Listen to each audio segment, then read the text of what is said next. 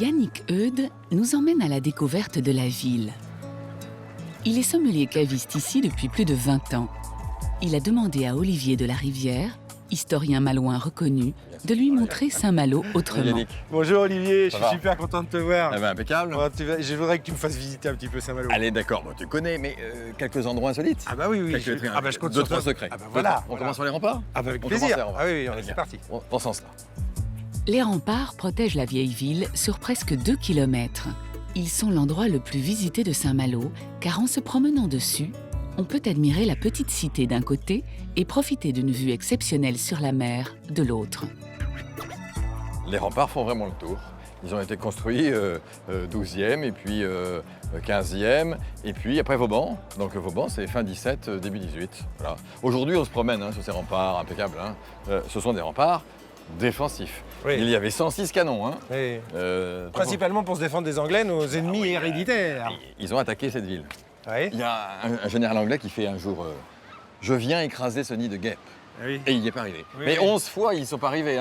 Oui. 11 fois, il y a 11 intentions anglaises pour raser cette ville. Jamais ils y sont arrivés. Voilà. En suivant les remparts vers le sud, vous tomberez sur de magnifiques hôtels particuliers, typiques de la ville, les Malouinières. Elles ont été construites au XVIIIe siècle, à l'époque où Saint-Malo est habité par de puissants marchands. Ah, ils sont vraiment magnifiques ces hôtels particuliers. Ils sont majestueux, ils sont impressionnants. On est au début du 18e ici. Ces maisons ont été construites pour les armateurs de la ville. Les armateurs possèdent à cette époque-là 10% de la richesse française. C'est énorme. C'est absolument colossal. Et ce sont leurs bateaux qui apportent la richesse à la ville. La ville est vraiment très riche. Donc ici, dans ces hôtels particuliers, ils travaillaient. Bureau, vente, achat, Oui. commerce Et puis stockage. et stockage. Le stockage de marchandises revenant des Indes, de Chine, du Yémen. Alors il y a du café, il y a des épices, de la porcelaine, du tissu. Voilà. Et chacun a un hôtel particulier où il vit l'hiver aussi. L'été, il vivait ailleurs. Et la ville s'organise intramuros comme ça. Chacun son hôtel particulier. Ah oui. Qu'est-ce qu'ils sont beaux. Ah oui, oui, oui. Au plein soleil, comme ça, c'est très joli. Ces demeures sont aujourd'hui souvent habitées par de chanceux particuliers. Le tour des remparts finit par le château de Saint-Malo. Il a été construit au XVe siècle pour menacer les Malouins qui ne voulaient pas se soumettre à l'autorité bretonne. Les habitants refusèrent le château, mais rien n'y fit. Anne de Bretagne fit achever la construction en 1502 par une tour majestueuse qui domine toujours la ville. Voilà, je t'emmène dans un petit endroit au bout là. On a un point de vue sur la tour et sur le château assez imprenable. Voilà, là tu as la partie gauche du château. C'est cette tour-là qu'on appelle Alors, Quicangrogne, C'est c'est ça. ça? Cette tour a été construite par la duchesse Anne. Les Malouins voulaient absolument pas que cette tour soit construite. Parce que sur cette tour, et en haut, là où il y a la petite grille, là, Oui. il y avait des canons Oui. qui étaient orientés vers la ville pour tirer sur la ville. Ah oui, à l'envers. Donc, À l'envers, et non pas pour, pas pour la défense. Non. Et la duchesse Anne se méfiait des Malouins. Si vous vous rebellez, vous les Malouins, nous, l'autorité, la France en l'occurrence, on tirera sur la ville. D'accord. Voilà. Vous pouvez ensuite vous aventurer dans la vieille ville. En déambulant dans les ruelles, vous trouverez tout le charme des cités bretonnes, construites en pierre et en ardoise. Car même si elle a été dévastée pendant la Seconde Guerre mondiale, elle fut entièrement reconstruite en respectant son caractère historique et pittoresque. Alors moi j'aime beaucoup ce vieux quartier de Saint-Malo. J'adore toutes ces constructions à l'ancienne avec ces pierres, elles sont superbes. Ah, c'est du granit. Alors, là, il y a la pierre brute, c'est le moellon, alors que ici, tu as la pierre de taille, quoi. Voilà. Donc, tes embrasures sont faites en pierre de taille. C'est du granit, ça vient de Chausée, ça vient du Cap Fréhel. Et donc, tu as une tour ici ronde, qui est octogonale au-dessus, ce qui est quand même assez rare, c'est l'escalier. Cette maison du 15e. Les Malouins l'appellent la maison de la duchesse Anne. C'est une appellation. Oui. Personne n'a la preuve qu'elle est venue ici, la duchesse, ou pas. Mais c'est de son époque. Mais au niveau de l'architecture, par contre, c'était bien conçu avec le colimaçon pour desservir toute la C'est maison. fantastique. C'est vraiment superbe. Ah oui. Très très beau quartier. Mais Saint-Malo, c'est aussi une station balnéaire réputée. La ville est bordée par 3 immenses plages au pied des remparts, dont l'eau, couleur émeraude, a donné son nom à la côte. Mais si vous allez vous y baigner, sachez qu'elles n'ont pas toujours été aussi paisibles. Alors je t'ai amené là, Yannick, sur la plage, c'est pas forcément pour te baigner, hein. Il se passait des choses curieuses ici. Depuis la moitié du XIIe siècle, tous les soirs, il y avait une cloche qui sonnait, c'était le couvre-feu. Entre parenthèses, elle sonne toujours, curieux. Deuxième chose, pendant que le couvre-feu était en ville, les gens de Saint-Malo, la ville de Saint-Malo, lâchaient ici des dogs. Alors il y avait 24 chiens qui couraient autour de la ville pour garder la ville. Enfin, pour garder plutôt les bateaux qui étaient échoués sur la plage, les bateaux des armateurs. Oui. On ne voulait pas de voleurs. Il n'y avait pas de voleurs, contre les voleurs. Chaque chien entre 80 et 100 kilos, mais on leur donnait à manger le lendemain matin. La première police municipale à 4 pattes. Super efficace. Un petit peu brutal, mais très efficace. Oui. Vraiment. Ils croquaient les gens. Hein. Ah bah forcément. Direct. La richesse de Saint-Malo était donc bien gardée, mais pas seulement par les chiens ou les remparts. La ville est entourée de forts, de véritables pépites architecturales que l'on peut visiter. Ce matin, Yannick a rendez-vous sur le petit port de Dinard. Salut Alain. Tiens, salut Yannick. Ça va? Superbe journée, on va se faire plaisir aujourd'hui. Tu veux bien m'emmener sur le petit B pour qu'on aille faire un petit tour? J'aimerais bien voir Ravi. comment Et ça, puis tu vas voir ça tout ce qu'on avance. fait au petit blé, c'est superbe. Alain, je largue? Oui, tu peux larguer Yannick, oui. Allez, cap sur le petit blé. Alain-Étienne Marcel l'emmène sur son bateau, direction le fort du Petit B, un château planté sur un rocher, juste en face de Saint-Malo. Une grande marée, une luminosité comme ça, et un temps merveilleux, parce que là il fait doux, hein. C'est super, super, c'est vraiment Ceci magique. dit, un beau coup de vent, ça a de la gueule quand même. Ah oui, ça, Là, c'est un peu plat, moi, je ça trouve. fait un peu plus d'écume. Alain en est le propriétaire. Cet ancien cadre supérieur de l'industrie pharmaceutique a acheté une concession de 40 ans à la ville de Saint-Malo. Passionné par les anciens forts militaires, il restaure lui-même ce bijou patrimonial. Le fort du Petit B a été construit à la fin du XVIIe siècle par Vauban pour protéger Saint-Malo des envahisseurs anglais.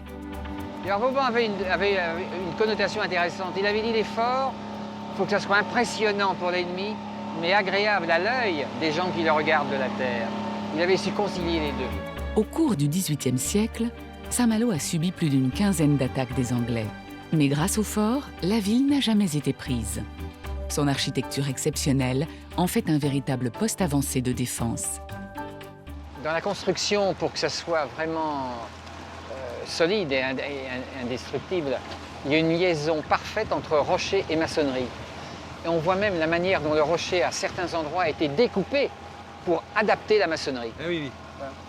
Oui, ça ne fait qu'un entre le rocher existant et le fort construit, ça ne fait qu'un. Tout à fait. Pour la restauration, Alain se fait aider de 3 compagnons du Tour de France et se donne corps et âme pour redonner à son fort breton la splendeur qu'il mérite. Bon, c'est pas plus lourd qu'un fût de bière, non? Ah, c'est pas plus lourd qu'un fût de bière. Hein? Voilà. Le Petit B est ouvert au public. Une aide financière précieuse pour le propriétaire, car il veut respecter dans les moindres détails le travail d'origine. Alors dis donc Alain, là c'est du travail à l'ancienne, là je vois tes compagnons là. Ben, à l'ancienne, on fait de la restauration, pas de la Ouais. rénovation. Donc on refait les enduits comme ils ont été faits. On a trouvé 4 sables différents, de l'argile, de la chaux, du sable de mer, différents composants, du poil de cheval, du poil de veau. C'est des matériaux que tu as retrouvés sur le... Absolument, qui ont été analysés et retrouvés dans les enduits existants. Et ils ont quand même tenu 300 ans. Oui. D'accord, Oui. on peut copier Garantie sur eux. décennale là. On peut copier sur eux. Tout à fait. Et ce n'est pas tout. Alain a aussi remis en état la pièce maîtresse du fort, ses canons. Ces mastodontes de plus de 3 tonnes datent de 1786. Ils ont fait la gloire de l'armée du roi en détruisant la flotte anglaise. Grâce à eux, Saint-Malo est resté intact.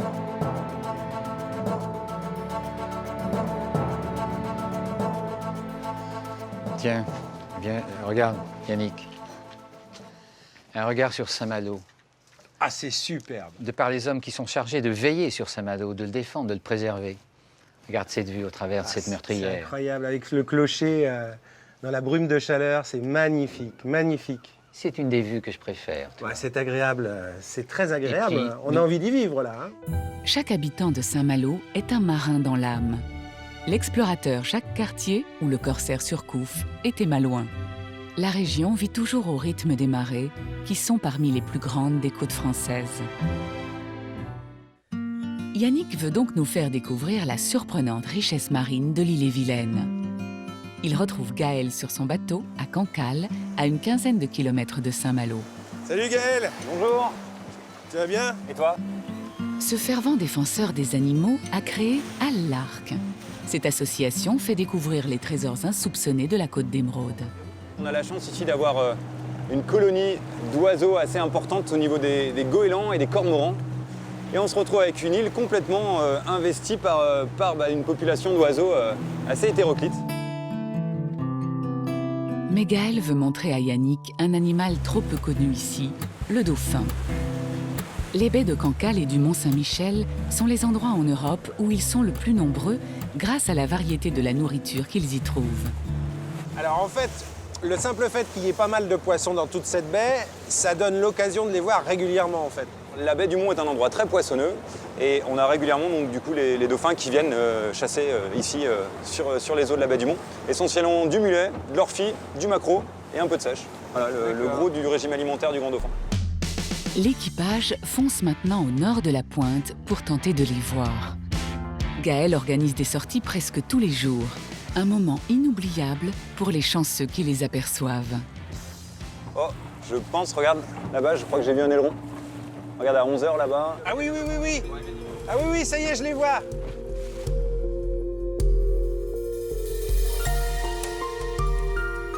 Ah bah là, bon, ils sont tout près là, regarde, regarde, Ah ouais, regarde, regarde. ils sont- Alors très souvent, dans les troupeaux, tu as différentes générations. Et les jeunes qui sont plus joueurs, comme celui-là est en train de s'approcher là, les jeunes viennent plus facilement à l'étrave du bateau. Ça peut sauter à combien de haut un dauphin? On a déjà estimé la hauteur à plus de 7 mètres. 7 mètres. 7 mètres, ouais. Alors ça se voit de très très loin. Un saut de dauphin, ça peut se voir de très très loin. Alors imagine en plus un animal... ouais, ils ont l'air assez joueurs.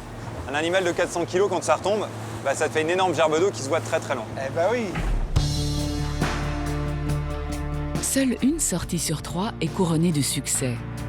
Mais si vous n'avez pas la chance de Yannick, vous découvrirez de toute façon en vous baladant avec Gaël la richesse et la beauté de la côte bretonne. Et je découvre des nouvelles choses tous les jours. C'est ça qui est génial, c'est qu'en 10 ans, j'ai pas fait 2 sorties identiques. L'endroit, il est, voilà, il te happe, ça t'attrape, ça te lâche plus, et t'as du mal à, voilà. Une fois que tu prends racine ici, je pense que voilà, il y a plein d'endroits magnifiques sur la planète, mais tu reviens toujours ici. Et quand tu t'en vas ailleurs, t'as envie de revenir. C'est ça. On trouve des Bretons partout sur la planète, mais au final, ils reviennent toujours à la maison parce que y a pas plus bel endroit que de vivre sur la côte bretonne et encore plus sur la côte d'Émeraude au large de Cancale. C'est vrai.